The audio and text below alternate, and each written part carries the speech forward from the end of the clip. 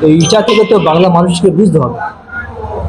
আজকে দিনের আলো মতো পরিষ্কার, দিদি বৌদি সব সেটিং, দিদি মোদি সব সেটিং, এবং প্রত্যেকের একটা উদ্দেশ্য মানুষদের নিয়ে ছিনিমিনি খেলা খেলা, এবং আদানি আমদানি যারা আছে তাদেরকে সব কিছু তুলে দেওয়া। একটা জিনিস এখান থেকে বুঝতে হবে যে সমস্ত রাজকারবারি কারবারি যারা আছেন, অশুভ যারা আছেন রাজনীতির মধ্যে, তাদের সব কিছু যদি ফাঁস করে দিতে থাকে, সবার চোখে যদি মানে সবার যে আসল মুখোশ যদি উন্মোচন করে থাকে, সেটা হচ্ছে আমাদের ভাইজান। এবং ওরা বিজেপি হোক বা টিএমসি হোক, ওরা বুঝে গেছে যে নওশাদকে বিধানসভার মধ্যে রাখা যাবে না। আগামী দিন আরও মানুষ জনসমক্ষে সব খোলাসা করে দেবে।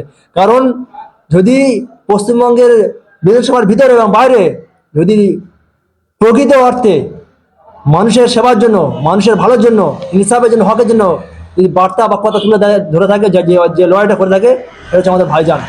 এবং আমরা জানি